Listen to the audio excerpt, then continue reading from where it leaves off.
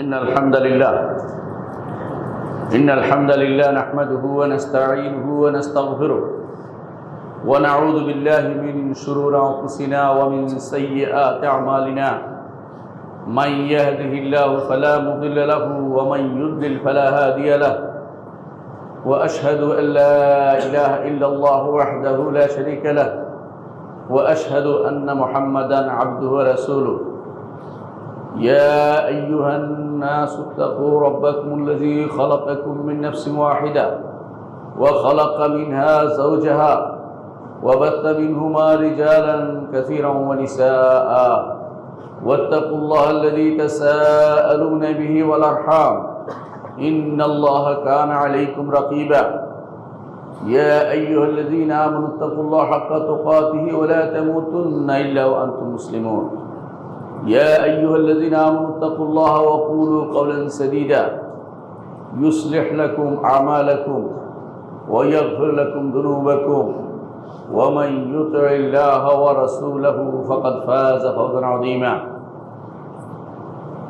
أما بعد فإن أصدق الحديث كتاب الله وخير الهدي هدي محمد صلى الله عليه وسلم وشر الأمور محدثاتها وكل محدثة بدعة وكل بدعة ضلالة وكل ضلالة في النار أيها الناس اتقوا الله فإن الله عز وجل أمركم بالتقوى والرسول صلى الله عليه وسلم أمرنا بالتقوى والتقوى وصية الأولين والآخرين সম্মানিত মুসলিয়ান ইকরাম, আমি আমার নিজেকে এবং আপনাদেরকে আল্লাহর তাকওয়া অবলম্বন করার অনুরোধ জানাচ্ছি।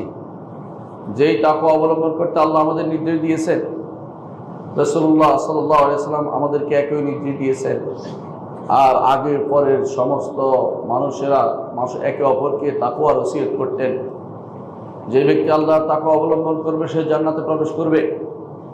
জান্নাতে প্রবেশের জন্য অবশ্যই তাকওয়ার প্রয়োজন রয়েছে। আল্লাহ কোরআনে কারীম বলে দিয়েছেন, তিলকাল জান্নাতুল্লাতী নুরিসু মিন ইবাদিনা মান কানা তাকিয়া।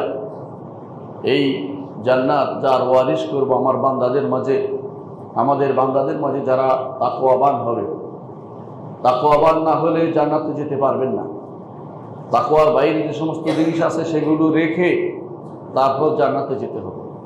এর অর্থ হচ্ছে তাকওয়ার অধিকারী কারা আছে তাদেরকেও জানতে হবে, তাকওয়ার কাজ কি তাদেরকেও জানতে হবে। সম্মানিত মুসলিয়ান ইকরাম, সর্বশ্রেষ্ঠ মানুষ হচ্ছেন মুহাম্মদুর রাসূলুল্লাহ সাল্লাল্লাহু আলাইহি ওয়াসাল্লাম। তার চেয়ে বড় মুত্তাকি আর কেউ নেই। আর তার হাতে গড়া মানুষগুলো হচ্ছেন মুত্তাকি। তার হাতে গড়া মানুষগুলোর মধ্যে সাহাবায়ে কেরাম সবাই তার হাতে গড়া। তারপর বিশেষভাবে গড়া হচ্ছে সাহাবায়ে কেরামদের মধ্যে যারা 10 জন সাহাবী যাদেরকে রাসূলুল্লাহ সাল্লাল্লাহু আলাইহি ওয়াসাল্লাম জান্নাতি বলে ঘোষণা করেছেন। তাকওয়ার অধিকারী হওয়ার পরেই শুধুমাত্র জান্নাতি ঘোষণা করেছেন। তাকওয়ার কারণেই তারা দুনিয়া থেকে হাঁটছেন, জান্নাতের মানুষ দুনিয়াতে হেঁটে বেড়াচ্ছেন।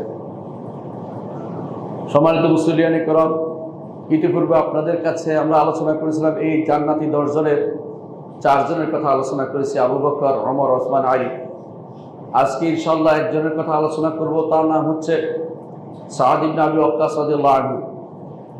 তিনি জান্নাতি একজন মানুষ। তার নাম হচ্ছে সাদ ইবনে আবি ওয়াক্কাস মালিক ইবনে ওয়াহিব আজ-জুহরি আল-কুরাশি। জান্নাতের 10 জন সুসংবাদপ্রাপ্তদের একজন তিনি। ইসলামে যারা প্রথম অগ্রণী ভূমিকা পালন করেছে, ইসলামে যারা প্রথম ঢুকেছে তাদের মধ্যে তিনি একজন। তিনি বলা হয়ে থাকে 3য় জন যিনি ইসলাম গ্রহণ করেছেন, কেউ কেউ বলছেন 7ম জন। আর তিনি সর্বপ্রথম আল্লাহর রাস্তায় তিনি তীর নিক্ষেপ করেছিলেন। নবী সাল্লাল্লাহু আলাইহি ওয়াসাল্লাম তাকে বলেছিলেন, ইরমি ফিদাকা আবি ওয়া আম্মি, তুমি তীর নিক্ষেপ করো, তোমার জন্য আমার পিতা মাতা উৎসর্গ হোক। আলী ইবনে আবি তালিব রাদিয়াল্লাহু আনহু বলেন, আমি মুহাম্মদুর রাসূলুল্লাহ সাল্লাল্লাহু আলাইহি ওয়াসাল্লামকে অন্য কারোর জন্য এই শব্দটি ব্যবহার করতে কোনোদিন শুনিনি। তিনি মুহাম্মদুর রাসূলুল্লাহ সাল্লাল্লাহু আলাইহি ওয়াসাল্লামের মামাদের একজন ছিলেন।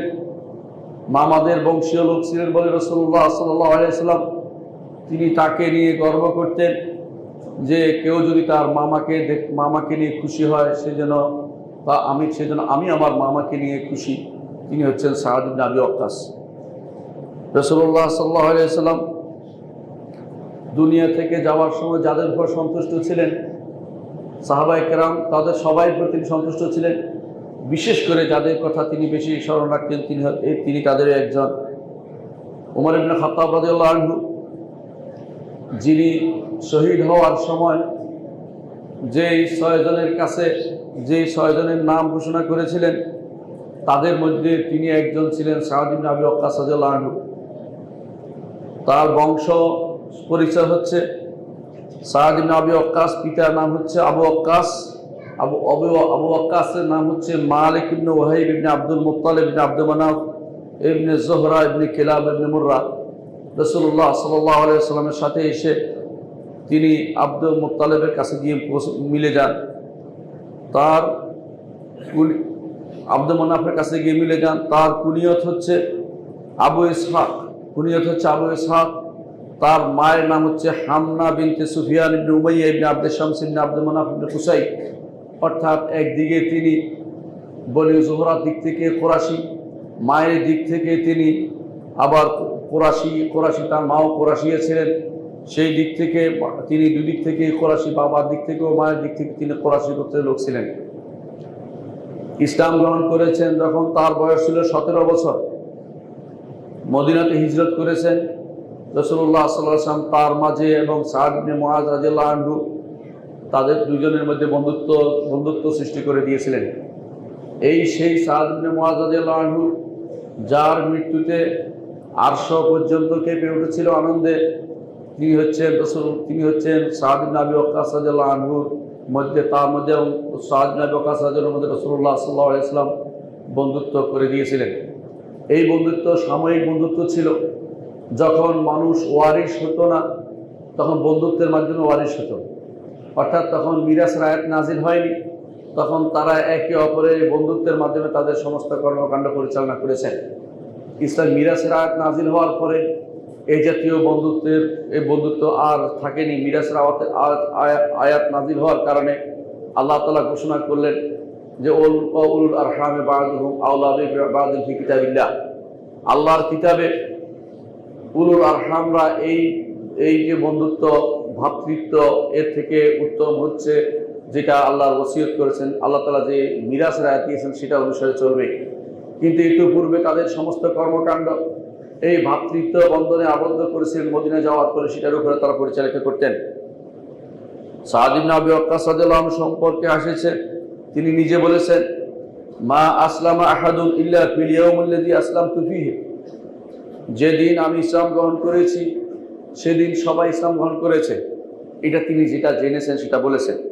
ওয়ালাকাদ মাকাসতু সাবআতা আইয়ামিন ওয়া আনা লা সুলুসুল ইসলাম। আমি 7 দিন রাসূলের কাছে অবস্থান করেছি, আমি তখন ইসলামের 3 জনের একজন ছিলাম। ইমাম বুখারী রাহমাতুল্লাহ হাদিসটি বর্ণনা করেছেন। তিনি কার হাতে ইসলাম গ্রহণ করেছে? অধিকাংশ আলেমরা বলেন, বিভিন্ন বর্ণনায় এসেছে যে আবু বকর রাদিয়াল্লাহু আনহু তার কাছে ইসলাম পেশ করেছিলেন এবং তার কাছে বলেছিলেন যে মুহাম্মদ রাসূলুল্লাহ সাল্লাল্লাহু আলাইহি ওয়াসাল্লাম নবী হয়েছেন, তুমি তার সাথে দেখা করতে পারো। তিনি তখন তার সাথে দেখা করতে গিয়েছিলেন। 17 বছর বয়সের একজন টকবগে যুবক, তিনি মুহাম্মদ রাসূলুল্লাহ সাল্লাল্লাহু আলাইহি ওয়াসাল্লামের সাথে দেখা করেছেন। কোনো রকমের সন্দেহ ব্যতীত, কোনো রকমের চাপ ব্যতীত গিয়ে তিনি ইসলাম গ্রহণ করেছিলেন। তার সন্তান, আল্লাহ তাআলা তাকে অনেক সন্তান দিয়েছেন। সন্তানদের মধ্যে 35 জন সন্তান ছিল, 17 জন পুরুষ এবং 18 জন নারী ছিলেন তার সন্তানরা। ইসলাম গ্রহণ করার পরে আল্লাহ তাআলার ইচ্ছায় তিনি বিভিন্নভাবে পরীক্ষিত হন। সাদ ইবনে আবি ওয়াক্কাস রাদিয়াল্লাহু আনহু বলেন, তিনি যখন ইসলাম গ্রহণ করলেন তখন তার মা বললেন যে তুমি তো আমার কথা সবসময় শুনে এসেছ, এখন তোমাকে আমার কথা শুনতে হবে। আমি মরে যাব না খেয়ে যতক্ষণ পর্যন্ত না তুমি ইসলাম ছেড়ে আবার আমার দিনে ফিরে না আসছো। এভাবে তিনি গো ধরে বসে থাকলেন। এমনভাবে বসে থাকলেন যে সাদ ইবনে আবি ওয়াক্কাস রাদিয়াল্লাহু আনহু চিন্তায় পড়ে গেলেন। রাসূলুল্লাহ সাল্লাল্লাহু আলাইহি ওয়াসাল্লামের কাছে আসে সেটা আলোচনা করলেন।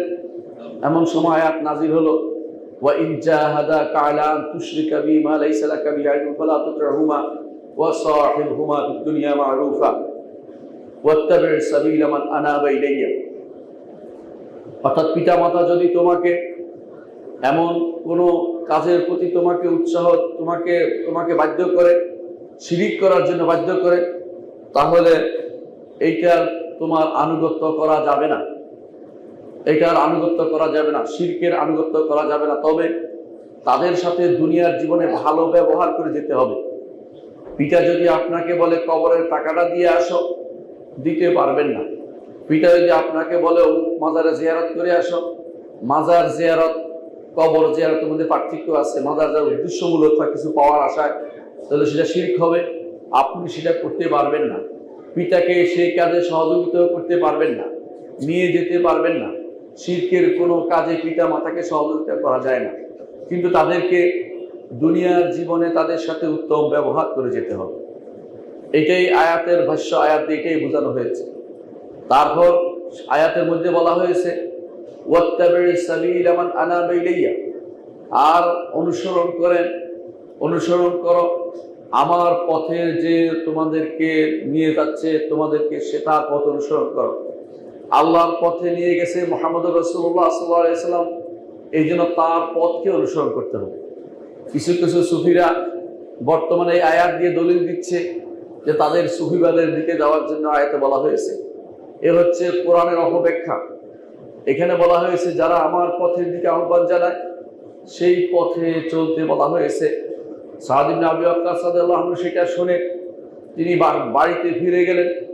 বাড়িতে ফিরে গিয়ে বললেন, মা যত চেষ্টাই করো না কেন আমার দিন থেকে আমাকে ফিরিয়ে নিতে পারবে না। তুমি যদি কোনো প্রতিটি তোমার আত্মা যদি 100টা আত্মাও হয়ে যায়, প্রতিটাও যদি মারা যায় আমাকে প্রলুব্ধ করার জন্য, যাতে করে আমি দিন থেকে ফিরে আসি, আমাকে বাধ্য করার জন্য, সেই প্রচেষ্টা তোমার সফল হবে না, সেই প্রচেষ্টা তোমার সফল হবে না। আমি এই দিন থেকে কখনো ফিরে আসবো না। এ হচ্ছে তার প্রথম পরীক্ষা।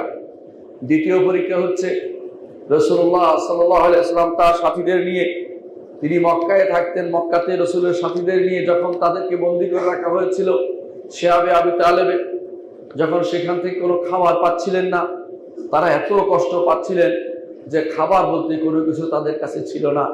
গাছের পাতাও তখন ছিল না, কারণ মক্কাতে গাছের সেরকম বেশি ছিল, ব্যবস্থা ছিল না। আর যেই উপত্যকার মাঝে তাদেরকে বন্দী করে রাখা হয়েছে পাহাড়ের মাঝখানে, সেখানে তেমন কোনো পরিবেশও ছিল না। তিনি বললেন যে আমরা এত কষ্ট করে ধৈর্য ধারণ করেছিলাম। একদিন আমরা রাসূলুল্লাহ সাল্লাল্লাহু আলাইহি ওয়াসাল্লামের সাথে বের হলাম। তখন আমি যখন রাতের বেলা বের হয়েছি, বের হয়ে খাবার নাই, কি করব, একখানে পেশাব করতে বসেছি। পেশাবের শব্দ দেখি, বিভিন্ন রকমের শব্দ আসছে। বুঝলাম যে পেশাবের নিচে কিছু একটা পড়েছে। সেটা তুলে এনে দেখলাম যে সেটা আর কিছু নয়, এক টুকরা উটের এক চামড়ার একটি টুকরা মাত্র। উটের চামড়ার একটি টুকরা পড়ে আছে। আমি সেটা নিলাম, নিয়ে ধুয়ে ফেললাম, সেটাকে জ্বালালাম, জ্বালিয়ে ফেললাম।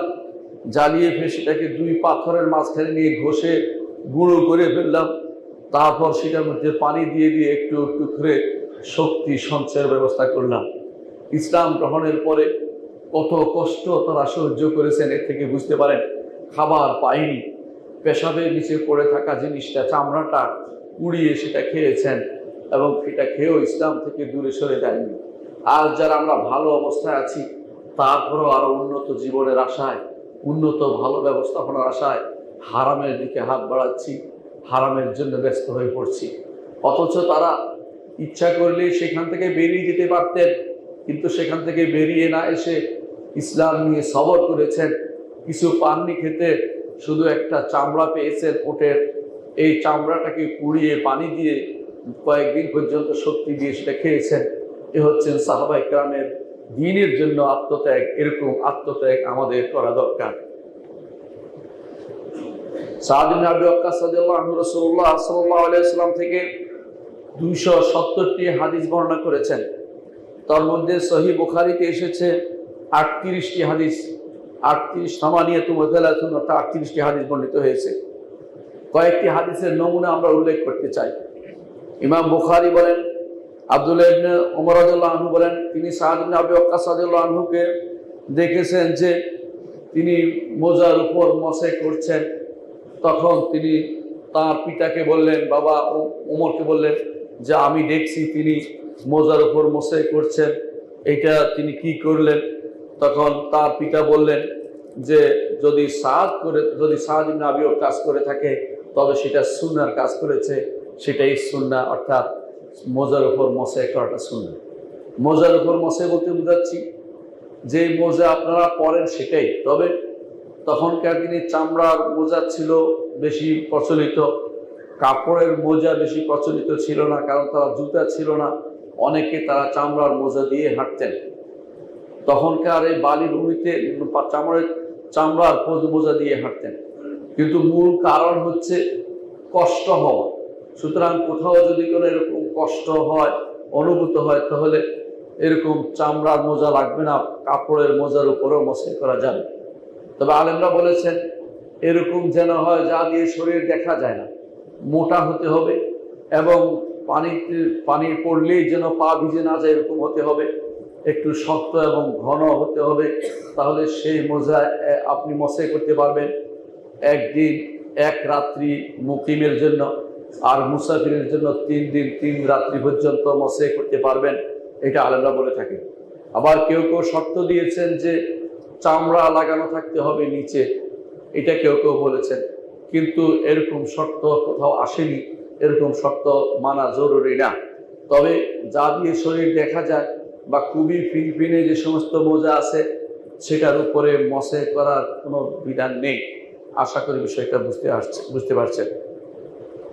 সাদ ইবনে আবি ওয়াক্কাস রাদিয়াল্লাহু আনহুর কিছু বৈশিষ্ট্য বর্ণনা করতে চাই। তার বৈশিষ্ট্যের মধ্যে ইমাম তিরমিজি বর্ণনা করেন আব্দুর রহমান ইবনে আউফ রাদিয়াল্লাহু আনহু থেকে। আব্দুর রহমান ইবনে আউফ নিজেও একজন জান্নাতি।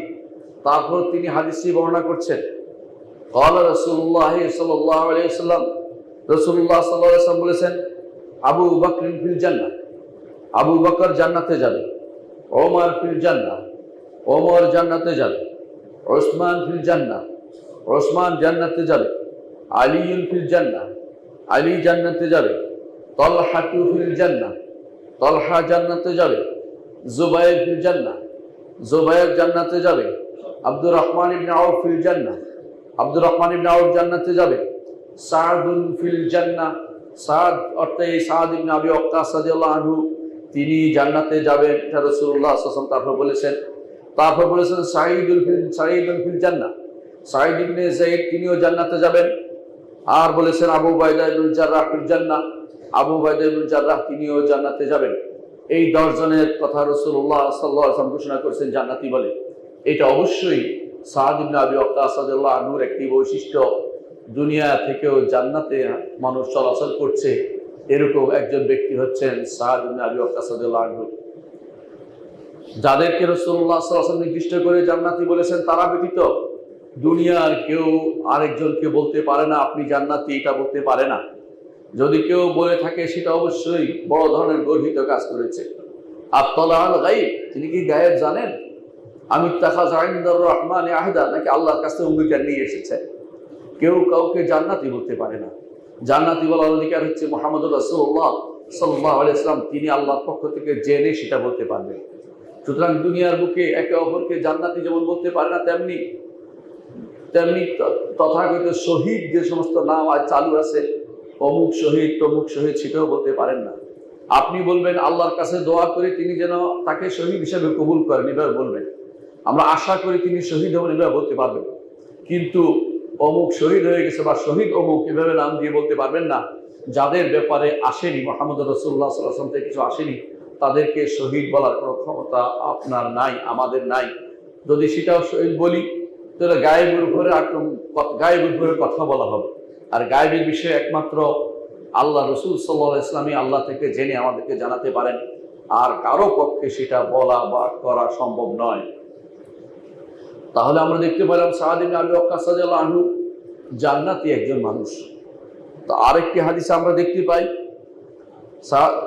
সাদ ইবনে আবি ওয়াক্কাস নিজে বর্ণনা করেন, আমরা রাসূলুল্লাহ সাল্লাল্লাহু আলাইহি সাল্লামের সাথে ছিলাম, 6 জন ছিলাম। তখন রাসূলুল্লাহ সাল্লাল্লাহু আলাইহি সাল্লাম আমাদেরকে, এমন সময় আমরা বসে আছি, তারই মজলিসে বসেছিলাম, মুশরিকরা এসে বলল যে এদেরকে তাড়িয়ে দিন, এদেরকে দূরে সরিয়ে দিন, আপনার মজলিস থেকে এদেরকে যদি না সরিয়ে দিন আমরা বসবো না। কেন? মুশরিকরা নিজে রেসপেক্টেড ভাবতে আরম্ভ করলো যে আমরা হচ্ছি বিশেষ লোক, আর এরা এই সমস্ত দুর্বল লোকেরা এখানে বসে আছে কেন? অর্থাৎ সাদ ইবনে আবি ওয়াক্কাস সেখানে বসা ছিলেন, এই অবস্থা ছিল। সেখানে বসা ছিলেন সাদ ইবনে আবি ওয়াক্কাস এবং ইবনে মাসউদ রাদিয়াল্লাহু আনহু এবং হুযাইলের একজন, আর বেলাল রাদিয়াল্লাহু আনহু, আর 2 জন যার কথা তিনি তখন বলেন, আমি নাম বলবো না। তিনি বলছেন যে রাসূলুল্লাহ সাল্লাল্লাহু আলাইহি ওয়াসাল্লাম অন্তরে তখন আসলো কিছু একটা, যা আশা আল্লাহ সেটা জেনে গেছেন। তিনি মনে মনে চিন্তা করলেন হয়তো যে এরা তো পরেও আসতে পারবে, আমি এখন বড় বড় নেতাদের সাথে কথা বলে যদি ইসলাম গ্রহণ করাতে পারি, বড় বড় নেতাদেরকে থাকে ইসলাম আশা করার তিনি রাসূলুল্লাহ আশা করতেই পারেন। কিন্তু আল্লাহর ইচ্ছা ছিল ভিন্ন। আল্লাহ তাআলা আয়াত নাজিল করলেন, ওয়ালা তাকতুদিল্লাযিনা ইয়াদউনা রাব্বাহুম বিল গাদাতি ওয়াল আশি ইউরিদুনা ওয়াজহা। হে নবী, আপনি তাদেরকে তাড়িয়ে দিবেন না আপনার মজলিস থেকে, যারা সকাল বিকাল আল্লাহকে ডাকে, তাদের রবকে ডাকে, একমাত্র আল্লাহর চেহারা দেখার উদ্দেশ্যে জান্নাতে আল্লাহকে দেখবে, সেজন্য আপনার কাছে বসে থাকে সারাদিন, তাদেরকে আপনি তাড়িয়ে দিবেন না।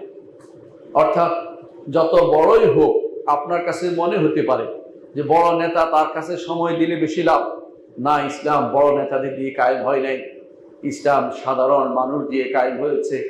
বড় নেতারা অহংকারীরা দিন মানতে চায় না। সাধারণ মানুষ, আল্লাহ তাআলা তাদের দিনকে সবসময় তাদের মনকে দিনের জন্য মুক্ত করে দিয়েছেন। রোম সম্রাট হেরাক্লিয়াসের দরবারে আবু সুফিয়ানকে হেরাক্লিয়াস জিজ্ঞাসা করেছিলেন, সহিহ বুখারীতে এসেছে যে মুহাম্মদুর রাসূলুল্লাহ সাল্লাল্লাহু আলাইহি ওয়াসাল্লাম, মুহাম্মদ যার কথা আপনি বলছেন তার অনুসারীরা কেমন মানুষ? আবু সুফিয়ান তখন ইসলাম গ্রহণ করেননি, তিনি তখন কাফেরদের সর্দার ছিলেন। তিনি সুযোগ পেয়ে বলে বসলেন তারা সবচেয়ে নিম্ন শ্রেণীর লোক।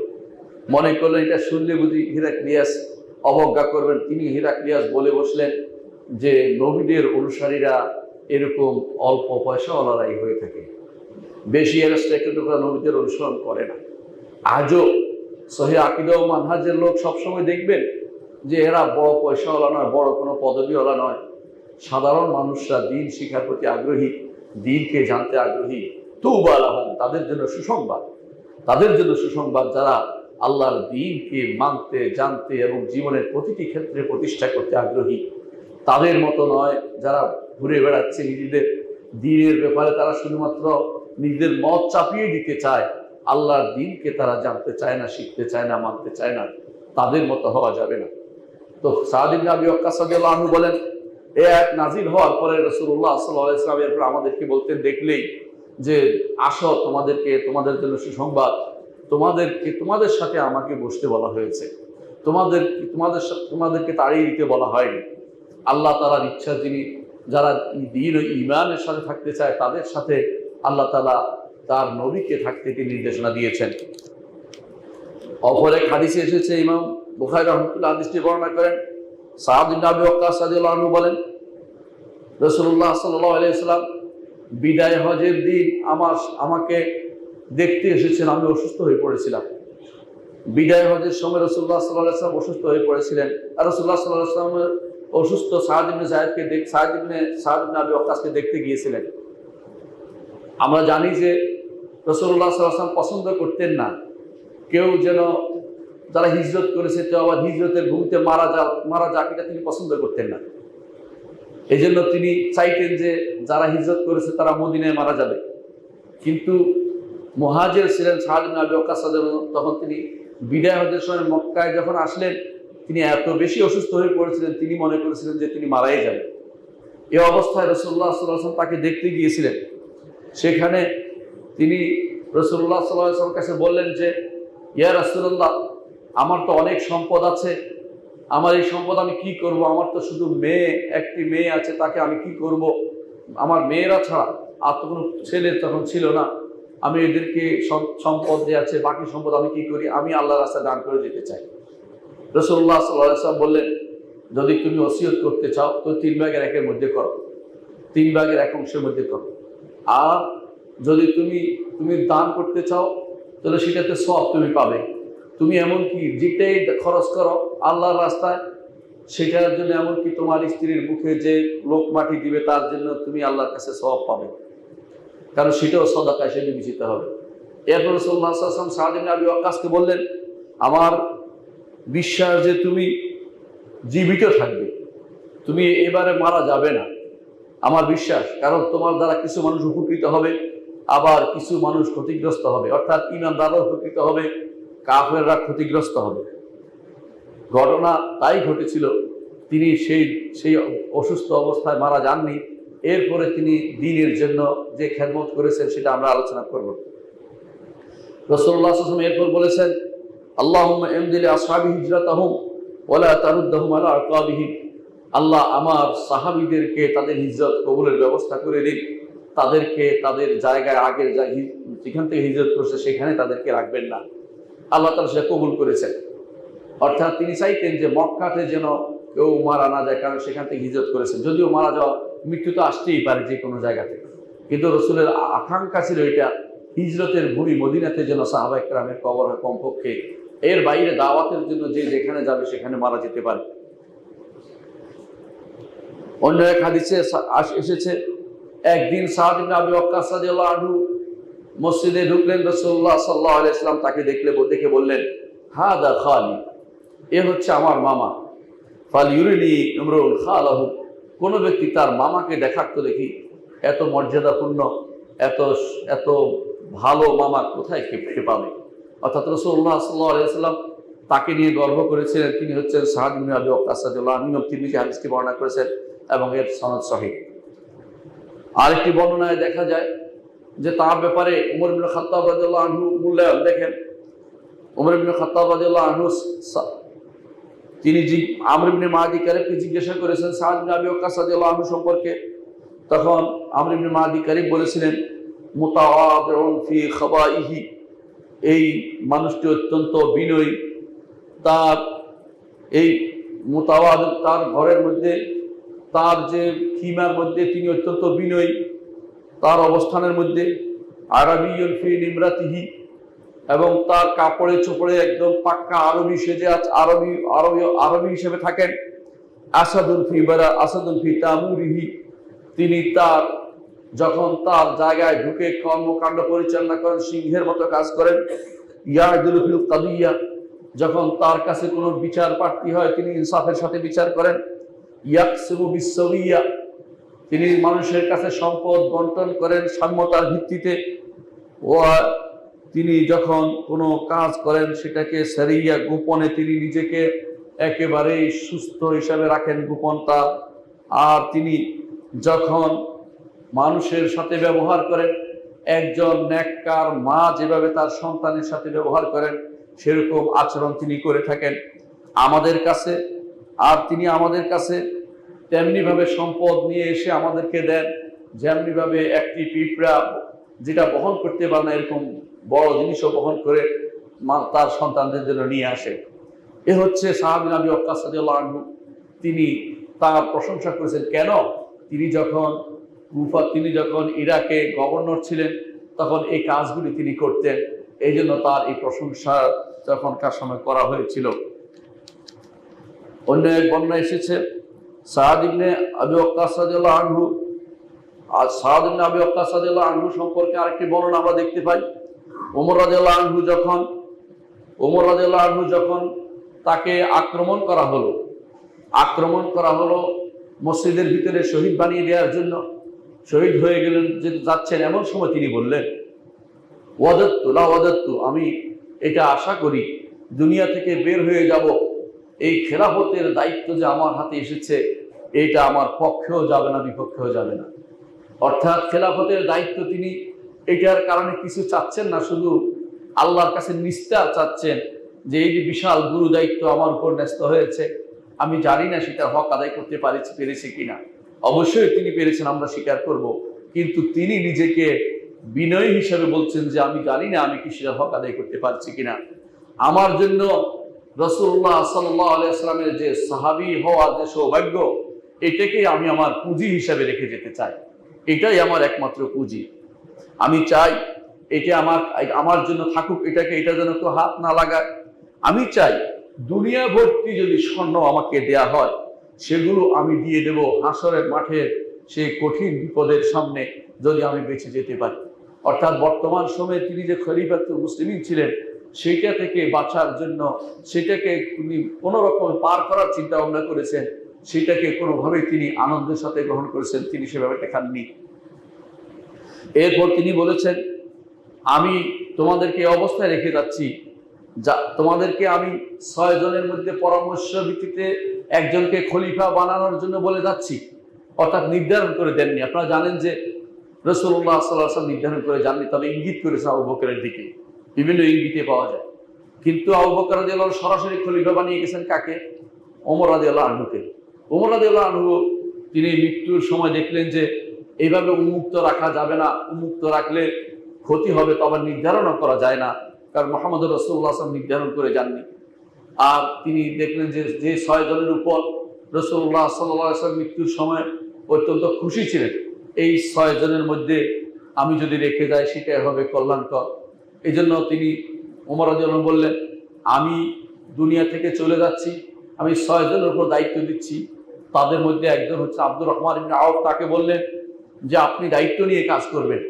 যদি আপনি দায়িত্ব নিয়ে কাজ করেন, তাহলে আপনি এদের মধ্যে 3 দিন পার হওয়ার আগেই খলিফা নিযুক্ত করে যাবেন। এবং যদি দায়িত্ব কারো উপর আসে, যে কেউ আসতে পারে দায়িত্ব, এদের মধ্যে যখন দেখবেন যে কেউ দায়িত্ব এসে গেছে, তাকে বলে দিবেন সাদ ইবনে ওয়াক্কাস যদি খলিফা না হয়, তখন বলবেন, তার উপর ওসিয়ত করে যাবেন যে এই ব্যক্তিকে দিয়ে ইসলামের খেদমত করানো যাবে। আপনি যেন, অর্থাৎ নতুন খলিফাকে তিনি বলে যেতে বলেছেন যে এই সাদ ইবনে আবি ওয়াক্কাস রাদিয়াল্লাহু আনহুকে আপনি কাজে লাগাতে পারবেন, যে কোনো দায়িত্ব দিতে পারবেন। পরবর্তী খলিফা হয়েছে উসমান ইবনে আফফান রাদিয়াল্লাহু আনহু, তিনি তাকে ঠিকই দায়িত্ব দিয়েছিলেন। অনুরূপভাবে অন্য বর্ণনায় এসেছে যে তিনি তাকে প্রচুর ভালোবাসতেন, সাদ ইবনে আবি ওয়াক্কাস রাদিয়াল্লাহু আনহুকে। তিনি তাকে গভর্নর নিযুক্ত করেছিলেন এবং সেখানে তার ব্যাপারে তিনি মাঝে মধ্যে পরামর্শও নিতেন, যে তাকে গভর্নর মিলে তার পরামর্শ নিতেন এবং তাকে বিভিন্নভাবে সহযোগিতাও করতেন। যুদ্ধের জন্য তিনি তাকে সহযোগিতাও করেছিলেন। সাদ ইবনে আবি ওয়াক্কাস রাদিয়াল্লাহু আনহু আনসারদের খুব ভালোবাসতেন। এক বর্ণনায় এসেছে, তিনি বলেছেন রাসূলুল্লাহ সাল্লাল্লাহু আলাইহি ওয়াসাল্লাম ওসমান ইবনে মাজউনকে, যখন ওসমান ইবনে মাজউন রাদিয়াল্লাহু আনহু বিয়ে করতে সমর্থ হচ্ছিলেন না, তখন তিনি বলছিলেন যে আমার ইচ্ছা হয় খোঁজা হয়ে যায়, যাতে করে শুধু আল্লাহর ইবাদতে লিপ্ত হই। রাসূলুল্লাহ সাল্লাল্লাহু আলাইহি ওয়াসাল্লাম সেটা অনুমোদন করেননি। ইসলামে সেরকম জিনিস অনুমোদিত না। তখন সাদ ইবনে আবি ওয়াক্কাস রাদিয়াল্লাহু আনহু বললেন, যদি তিনি তাকে অনুমতি দিতেন, আমরাও সে অনুমতি নিতাম এবং আমরাও খোঁজা হয়ে যেতাম, কিন্তু ইসলাম সেটা অনুমোদন করে না। এই জন্য ইসলামে যারা আজ তথাকথিত ট্রান্সজেন্ডার বা বিভিন্ন রকমের অস্ত্রোপচার করে নিজেদেরকে পুরুষকে নারী বানানোর প্রচেষ্টা লিপ্ত আছে, তাদের জানা উচিত এটা ইসলাম অনুমোদন করে না। ইসলাম এই জাতীয় কাজগুলিকে হারাম ঘোষণা করে। কেউ যদি সেটা করে, সে কাফের হয়ে যাবে। কেউ যদি সেটা অনুমোদন করে, সেটাও কাফের হয়ে যাবে। কেউ যদি সেটার ব্যাপারে প্রচেষ্টা চালায়, সেও কাফের হয়ে যাবে, কারণ সে হারামকে প্রতিষ্ঠা করার জন্য চেষ্টা চালিয়ে যাচ্ছে। আর হারামকে হালাল করা কুফরি বিল ইজমা, উম্মতের ইজমা মতে কুফরি। এবং কোরআনে কারীমে আল্লাহ তাআলা বলেছেন, ওয়াইন আতাতুমুহুম ইন্নাকুম লামুশরিকুন, যে কেউ হারামকে হালাল করবে, তবে তো তোমরা মুশরিকে পরিণত হয়ে যাবে। সাদ ইবনে আবি ওয়াক্কাস রাদিয়াল্লাহু আনহু তার পরেশগারি এত বেশি ছিল যে একবার খালিদ বিন ওয়ালিদ রাদিয়াল্লাহু আনহুর সাথে তার মনোমালিন্য হয় কোনো ব্যাপারে।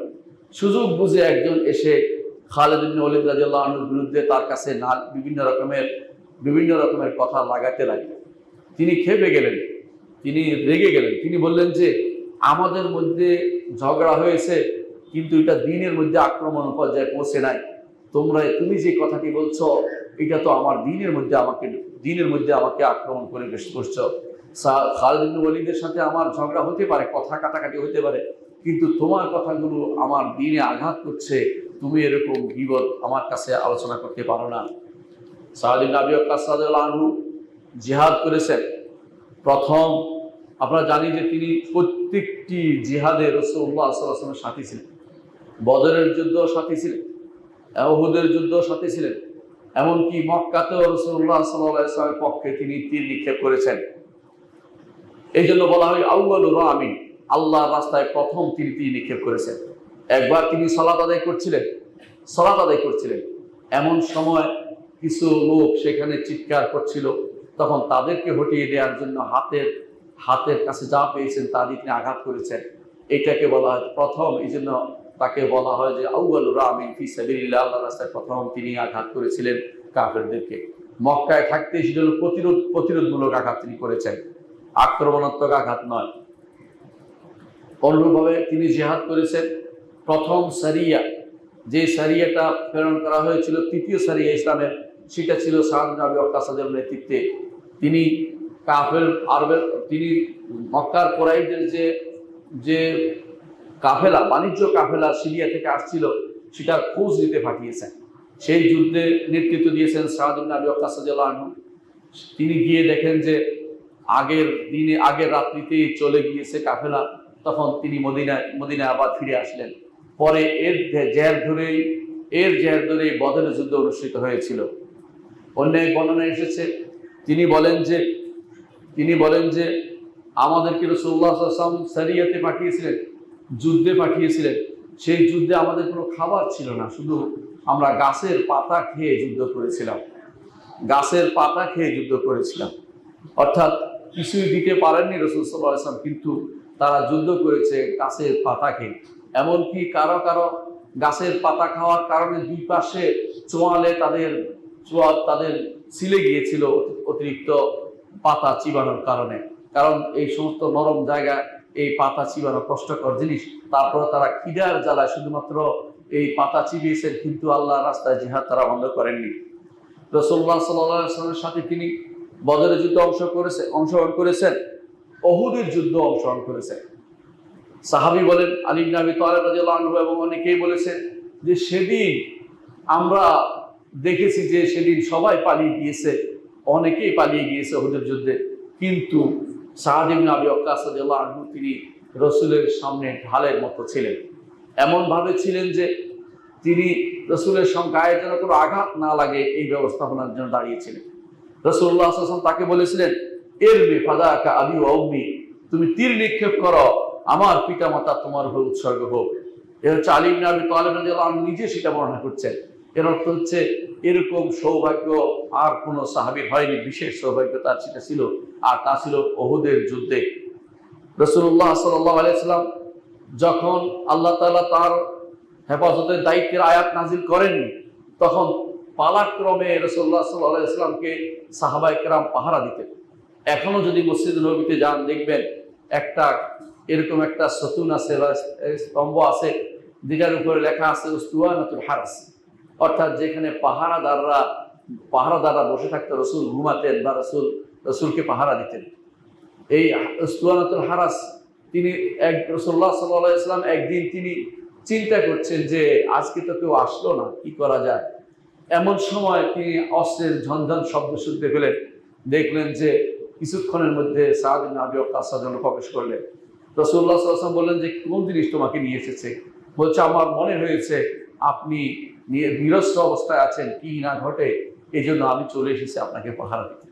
রাসূলুল্লাহ সাল্লাল্লাহু আলাইহি ওয়াসাল্লাম তার জন্য দোয়া করলেন এবং তিনি সেই রাত্রিতে আরামের সাথে ঘুমালেন। রাসূলুল্লাহ সাল্লাল্লাহু আলাইহি ওয়াসাল্লাম প্রতিটি যুদ্ধে রাসূলুল্লাহ সাল্লাল্লাহু আলাইহি ওয়াসাল্লামের সাথে ছিলেন সাদ ইবনে আবি ওয়াক্কাস রাদিয়াল্লাহু আনহু, সাহসী ভূমিকা পালন করেছেন। সেই বিষয়গুলো আমরা আর উল্লেখ করতে চাচ্ছি না, আমরা এর পরের ঘটনা উল্লেখ করতে চাচ্ছি। আবু বকর, ওমর তারা সাদ ইবনে আবি ওয়াক্কাস রাদিয়াল্লাহু আনহুকে বড় বড় দায়িত্ব দিয়ে পাঠিয়েছেন। ওমর রাদিয়াল্লাহু আনহুর সময় তিনি কাদেসিয়ার যুদ্ধ করেছেন। আর কাদেসিয়ার যুদ্ধ ইতিহাসে বড় ধরনের একটি যুদ্ধ, যে যুদ্ধে পারস্য বাহিনী পুরোপুরি তারা পর্যদস্ত হয়ে গিয়েছিল। সেই যুদ্ধে নেতৃত্ব দিয়েছেন নেতৃত্বে সাদ ইবনে আবি ওয়াক্কাস রাদিয়াল্লাহু আনহু, এবং তিনি সেই যুদ্ধে সবাইকে নিয়ে অল্প মানুষ নিয়ে বেশি মানুষের সাথে যুদ্ধ করেছেন সেদিন। এবং ওমর রাদিয়াল্লাহু আনহু প্রতিদিন তিনি বের হয়ে যেতেন, প্রতিদিন মদিনা থেকে সামনে এগিয়ে যেতেন, কারণ তখনকার দিনে এত যোগাযোগ ব্যবস্থা উন্নত ছিল না। তিনি খোঁজ নিতে যেতেন যে আজকে কোনো সাহাবী কোনো লোককে পাঠিয়েছে কিনা, কোনো সুসংবাদ আছে কিনা। একদিন তিনি দেখলেন যে ধুলো উড়ে কিছু লোক আসছে, একটা লোক আসছে খুব ধুলো উড়িয়ে আসছে। তিনি খুশি হয়ে গেলেন যে নিশ্চয়ই সাহাদ থেকে কোনো সংবাদ এসেছে। তিনি যখন আসলেন তো বললেন কোত্থেকে আসছো? সাহাদের কাছ থেকে তিনি খুশি হয়ে গেলেন, বলেন যে বলো কি হয়েছে? বলে আমরা কাদেসিয়ার যুদ্ধে জয়লাভ করেছি। তখন তিনি তাকবীর দিলেন, বলে আল্লাহু আকবার, আমরা জয়লাভ করেছি। তখন বুঝতে পারেন ওই লোকটি যে খলিফাতুল মুসলিমিন স্বয়ং এখানে দাঁড়িয়ে আছে। তাকে তিনি রসিয়ে রসিয়ে গল্প করছেন আর এগিয়ে যাচ্ছেন। মদিনায় আসার পরে দেখলেন চতুর্দিক থেকে সবাই এসে খলিফাতুল মুসলিমিনকে জানাচ্ছে, তাকে ধরতেছে। তখন ওই লোকটি বললো যে আমি কি এতক্ষণ বুঝতে পারিনি যে আপনি খলিফাতুল মুসলিমিন, আপনি এগিয়ে গেছেন এত পর্যন্ত খবর জানার জন্য। এই যুদ্ধ হচ্ছে মুসলিম এবং পারস্য যে মগ্নি উপাসক তাদের মধ্যে, এদের মধ্যে যুগান্তকারী এক ফয়সালাকারী এক যুদ্ধ। সেই যুদ্ধ নেতৃত্ব দিয়েছেন সাদ ইবনে আবি ওয়াক্কাস রাদিয়াল্লাহু আনহু। তিনি যতদিন তার ফরেজগারি এত বেশি ছিল যে তিনি যখন ইরাকে যখন তিনি গভর্নর ছিলেন, একদিন ওমরের কাছে অভিযোগ আসলো যে তিনি আমাদের কাছে দেরি করে বের হন। তখন তিনি খোঁজ নিলেন কেন দেরি করে বের হন। খোঁজ নিয়ে জানলেন যে দেরি করে বের হওয়ার কারণ হচ্ছে তার কাপড় একটি সেটা শুকোতে দিয়েছেন, না শুকাইলে তিনি বের হতে পারেন না। এই জন্য তিনি আল্লাহর রাস্তায় দান করতে গিয়ে এই অবস্থা হয়েছেন যে তিনি এই একটি কাপড় দিয়ে তিনি জীবনযাপন করেছেন। এই জন্য দেরি হতো তার বের হতে।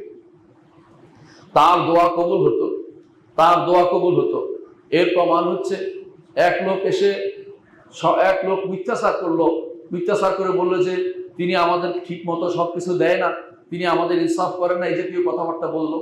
তখন সাদ ইবনে আবি ওয়াক্কাস রাদিয়াল্লাহু আনহু তিনি দেখলেন যে মিথ্যা কথা বলছে। তিনি বললেন যদি তুমি মিথ্যাবাদী হও তাহলে আল্লাহ তোমাকে ফিতনায় নিপতিত করবে। কিছুদিনের মধ্যে লোক মিথ্যাবাদী প্রমাণিত হয়ে গেল। সে ফিতনার মধ্যে রাস্তার মধ্যে মানুষকে উল্টাপাল্টা কথা বলতো, আর সে বলতো আমাকে সাদ ইবনে আবি ওয়াক্কাসের বদদুয়া পেয়ে গেছে, তোমরা আমার থেকে দূরে থাকো, অর্থাৎ যেন কোনো ক্রমেই তোমরা আমার উপর আক্রমণ করো না, আমি তো বদদুয়ার বাগী হয়ে গেছি।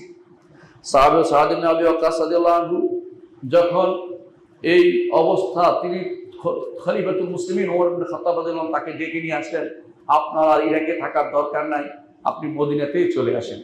মদিনাতে আসার পরে তিনি বর্তমান ইসলামী বিশ্ববিদ্যালয় যেখানে আছে এর সামনের জায়গা সেখানে একটা জায়গা আছে সাদ ইবনে আবি ওয়াক্কাস রাদিয়াল্লাহু আনহু এখনো একটা মাঠের মতো আছে, সেই জায়গাতে তিনি নিজের বাড়ি করলেন, সেখানে তিনি অবস্থান করলেন। মদিনা থেকে একটু দূরে কেন অবস্থান করলেন সেটাও বলছি। তিনি দেখতে পেলেন মদিনাতে ফিতনা আরম্ভ হয়ে গেছে। ওই ফিতনার সময় তিনি আর কোথাও তাদের সাথে ফিতনাতে অংশগ্রহণ করেননি। এই জন্য তিনি তাকে পাবেন না কোনোদিন জামালের যুদ্ধে অংশগ্রহণ করেনি, সিফফিনের যুদ্ধে অংশগ্রহণ করেনি, এবং এই জাতীয় কোনো যুদ্ধে তিনি অংশগ্রহণ করেননি। পরবর্তীতে তার সন্তানরা তাকে বিভিন্নভাবে উৎসাহ জুগিয়েছে যে আমাদের সাথে আসুন, আপনি তো 6 জনের একজন, আপনি ইচ্ছা করলে তো খলিফা হতে পারেন। তিনি তাদেরকে তাড়িয়ে দিতেন, বলতেন যে না, আমি এই কাজটি করবো না, আমি ফিতনার সময় কোনো দায়িত্ব নিতে রাজি হব না, আমি এই দায়িত্বের জন্য লালায়িত নই। তিনি তখন তার কসরের মধ্যে তার বাড়িতে এসে অবস্থান করতেন। এ ছিল তার অবস্থা। অর্থাৎ তিনি সাদ ইবনে আবি ওয়াক্কাস রাদিয়াল্লাহু আনহু সেখানেই তার মৃত্যু হয়েছিল হিজরি 55 হিজরিতে। সেখানে তাকে বহন করে তার সাথীরা তাকে বহন করে মসজিদ নববীতে নিয়ে এসেছেন, সেখানে তাকে জানাজা হয়েছে। উম্মাহাতুল মুমিনিন জীবিত ছিলেন, তারা বললেন যে এই ব্যক্তিকে আমরাও এই ব্যক্তির জন্য দোয়া করতে চাই। তখন তার জানাজা মসজিদের ভিতরে নেওয়া হলো। কিছু মানুষ বলে বসলো মসজিদের ভিতরে জানাজা কেন, মসজিদের ভিতরে জানাজা নিয়ে আসা হলো কেন? আয়েশা রাদিয়াল্লাহু আনহা বললেন তোমরা কি ভুলে যাচ্ছ এত দ্রুতই? এখনো রাসূলুল্লাহ সাল্লাল্লাহু আলাইহি ওয়াসাল্লামের কাপড় এখনো জীর্ণ শীর্ণ হয়নি, এখনই তো আমরা ভুলে গেছি রাসূলুল্লাহ সাল্লাল্লাহু আলাইহি ওয়াসাল্লাম ইবনা সুহাইলের তাদেরকে মসজিদের ভিতরে জানাজা দিয়েছে। শুধু আমাদেরকে তাদের জন্য জানাজা পড়ার সুযোগ দেওয়াটা অন্যায় হয়নি, সঠিক কাজটি হয়েছে। তার উপর জানাজা পড়েছেন মারওয়ান ইবনে হিকাম, তখন তিনি মদিনার গভর্নর ছিলেন, তিনি তার উপর জানাজা পড়েছেন। এ হচ্ছে সাদ ইবনে আবি ওয়াক্কাস রাদিয়াল্লাহু আনহু। তার জীবনী আমরা আলোচনা করি এই জন্য, শিক্ষা গ্রহণ করার জন্য এবং জানার জন্য আমাদের যারা সোনালী পুরুষ ছিলেন তারা কেমন ছিলেন, আমাদের যারা যাদের নিয়ে আমরা গর্ব করতে পারি, যাদের নিয়ে আমরা আমাদের জীবনের প্রতিটি মুহূর্তে তাদের থেকে আদর্শ নিতে পারি। এই সাহাবায়ে কেরামের এই 10 জনের আলোচনার মধ্যে আজকে 5ম জনের আলোচনা করলাম। প্রত্যেকেই আমাদের জন্য আদর্শ, প্রত্যেকের থেকে আমাদের শিক্ষণীয় বিষয় আছে। আজ আমরা আদর্শ সংকটে ভুগছি, আদর্শ সংকটে ভুগছি। আমরা অনেকেই আদর্শ হিসাবে অমুক নেতা তমুক নেতা, অমুকের তমুকের চিন্তা করছি, কিন্তু আমরা তাদের জীবনী পড়ছি না, জীবনী সম্পর্কে জানছি না। তাদের জীবনী পড়তে হলে বেশি দূর যেতে হবে না। আপনাদেরকে এই মহৎ প্রাণের সান্নিধ্যে বাংলা অনুবাদ হয়েছে ইমাম যাহাবীর যে বইটি সিয়ার আলাম নুবালা, সেখানে তাদের জীবনী আছে, সেটা পড়বেন। অন্তত 10 জন সাহাবীর জীবনী, যাদের জান্নাতে সুসংবাদ প্রাপ্ত 10 জন সাহাবীর জীবনী যেন আমরা পড়ি এবং তাদের জীবন থেকে শিক্ষা নিয়ে আমাদের জীবন গড়ি এবং তাদেরকে আদর্শ হিসেবে গ্রহণ করি, যারা মুহাম্মদুর রাসূলুল্লাহ সাল্লাল্লাহু আলাইহি ওয়াসাল্লামের হাতে গড়া মানুষ ছিলেন এবং যারা সোনালী মানুষ ছিলেন। সেই মানুষগুলোকে আমরা আমাদের আদর্শ হিসেবে রাখি। আল্লাহ আমাদের বুঝার তৌফিক দান করুন। أقول قولي هذا وأستغفر الله لي ولكم ولسائر المسلمين فاستغفروه إنه هو الغفور الرحيم. إن الحمد لله نحمده ونستعينه ونستغفره ونعوذ بالله من شرور أنفسنا ومن سيئات أعمالنا. من يهده الله فلا مضل له ومن يضلل فلا هادي له. وأشهد أن لا إله إلا الله وحده لا شريك له وأشهد أن محمدا عبده ورسوله. يا أيها الناس اتقوا الله واعلموا أن الله عز وجل أمركم بالتقوى والتقوى لا بد أن تأخذوا من المتقين. যারা মুত্তাকি তাদের ব্যাপারে যখন আলোচনা হয় তখন সেখানে অবশ্যই আপনার উদ্দেশ্য হবে তারা কিভাবে দুনিয়াকে বসবাস করেছেন, তাকওয়া অবলম্বন করেছেন, তাদের থেকে আমরা তাকওয়া অবলম্বন করি। এই যে সাহাবায়ে কেরামের কথা বললাম, তারা হচ্ছে আমাদের জন্য আদর্শ। সাহাবায়ে কেরামকে আপনি আদর্শ হিসেবে নেবেন। দেখুন, ফিতনার সময়, ফিতনা যখন হয়েছে, ফিতনা বুঝেন আপনারা, মারামারি হানাহানি হয়েছে, তখন কিন্তু সাহাবায়ে কেরামের মধ্যে যারা জীবিত ছিলেন অনেকেই যাদেরকে ফিতনা পায়নি, তাদের মধ্যে একজন হচ্ছে সাদ ইবনে আবি ওয়াক্কাস রাদিয়াল্লাহু আনহু, আর তাদের মধ্যে একজন হচ্ছেন উমর ইবনে খাত্তাব রাদিয়াল্লাহু আনহু, আব্দুল্লাহ ইবনে উমর ইবনে খাত্তাব রাদিয়াল্লাহু আনহু, তাদেরকেও ফিতনা পায়নি। এমনকি মুআবিয়া রাদিয়াল্লাহু আনহু চিঠি লিখে জানালেন সাদ ইবনে আবি ওয়াক্কাস রাদিয়াল্লাহু আনহুকে যে আপনি আমার পক্ষে থাকেন, আমার পক্ষে থাকেন। তখন সাদ ইবনে আবি ওয়াক্কাস রাদিয়াল্লাহু আনহু বললেন যে আমার সবচেয়ে কাছের মানুষ হচ্ছেন আলী ইবনে আবি তালেব রাদিয়াল্লাহু আনহু, তার পক্ষ যেখানে নেয়নি আপনার পক্ষ সেখানে কেন নেই? আমি তো এই ফিতনাতে যুদ্ধ অংশগ্রহণ করতে চাই না। এই জন্য যখনই এই জাতীয় ফিতনা আরম্ভ হবে, যখন হক এবং বাতিল স্পষ্ট হবে না, সেখানে ঈমানদারের কাজ হবে কোনো কিছুতেই অংশগ্রহণ না করে তিনি তখন আল্লাহর দ্বীনের প্রচার প্রসারে ব্যস্ত থাকবেন। কোনোভাবেই কোনো ফিতনাতে নিজেকে জড়িয়ে ফেলবেন না, কোনো ফিতনাতে নিজেকে জড়িয়ে ফেলবেন না, পক্ষপাতিত্ব থেকে দূরে থাকবেন। এটাই হচ্ছে ইসলামের আদর্শ।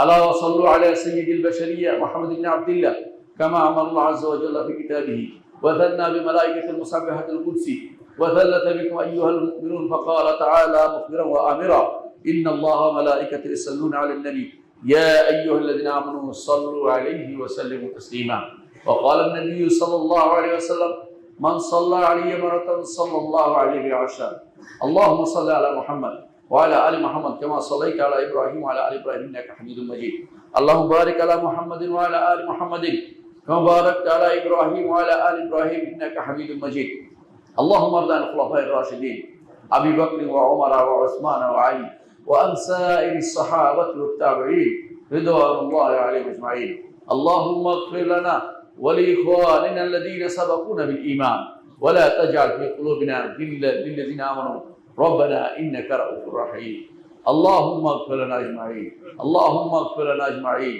اللهم اغفر لنا أجمعين আল্লাহ আমাদেরকে সবাইকে আপনি ক্ষমা করে দিন। আল্লাহ আমাদেরকে আপনার দ্বীনের উপরে সুপ্রতিষ্ঠিত রাখুন। আল্লাহ আমাদেরকে আপনার সাহাবা কেরামকে ভালোবাসার তৌফিক দান করুন। আল্লাহ আমাদেরকে নবীর আদর্শের উপর রাখুন, সাহাবায়ে কেরামের আদর্শের উপর রাখুন। সাহাবায়ে কেরামকে ভালোবাসার তৌফিক দান করুন এবং সাহাবায়ে কেরামের বিদ্বেষী যারা আছে, শত্রু যারা আছে, তাদের সাথে আমাদের সম্পর্ক চ্যুতি ঘটান, তাদের সাথে আমাদের কোনো সম্পর্ক রাখবেন না।